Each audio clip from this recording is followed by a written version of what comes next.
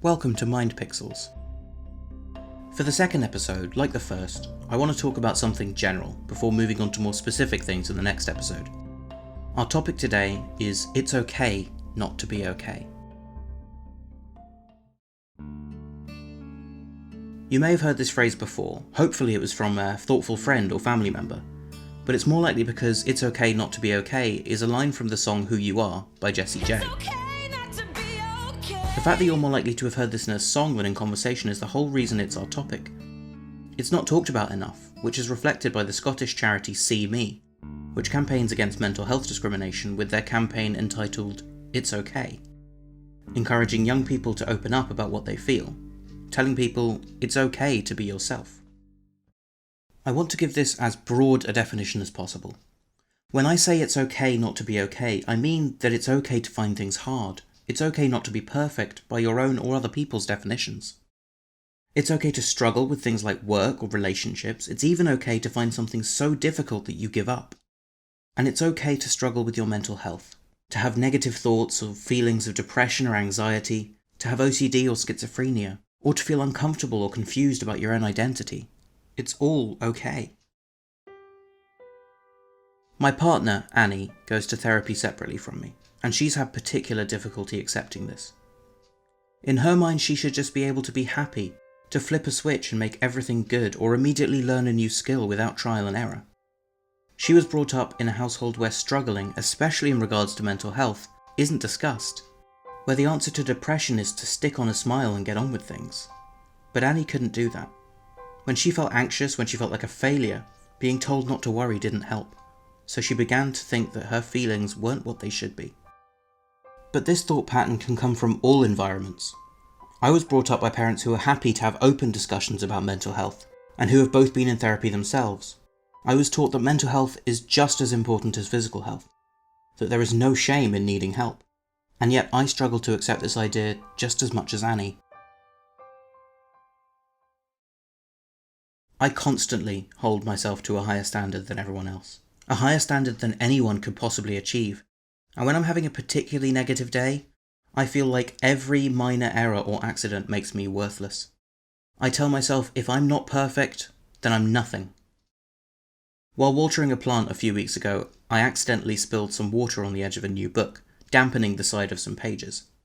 Because of this, I spent half an hour curled up on my bed, telling Annie I should never be allowed to own books, convinced that I didn't deserve them, and I never watered that plant again.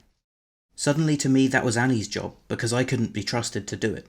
At the time, that book represented my entire life, my entire performance as a human being, and I had failed. But that's all okay. I shouldn't feel bad for reacting in this way because it was my natural reaction. I didn't hurt anyone. The only effect it had on anybody was causing Annie to spend half an hour comforting me. And in case you're wondering, the book was fine. Not only should I feel okay about this, it's something I should talk openly to people about. Not enough conversations are had about our struggles and failures, which are inevitable parts of life.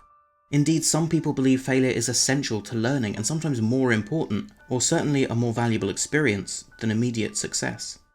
I don't want to experience days like that one with the book because it isn't a pleasant experience, but that doesn't make it wrong.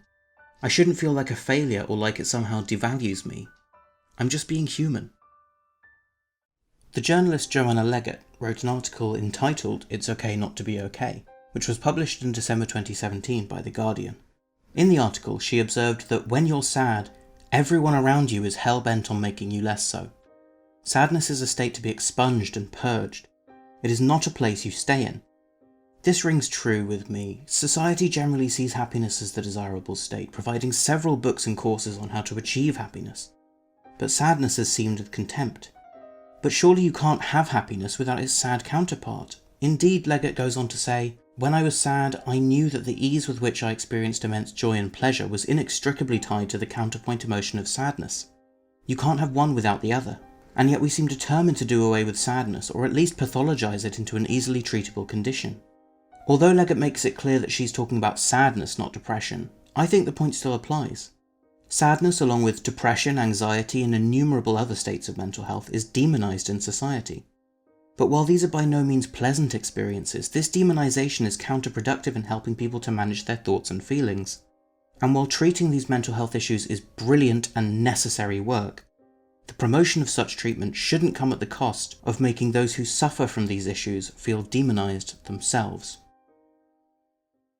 So if you suffer from your mental health, if you ever feel that your thoughts and feelings are wrong, remember that these experiences are completely natural, and that you are in no way a failure for feeling negatively. We all experience sadness, we all struggle and give up on things, and a large number of us struggle with our mental health, and we should talk about it more, because as too few people realise, it's okay not to be okay.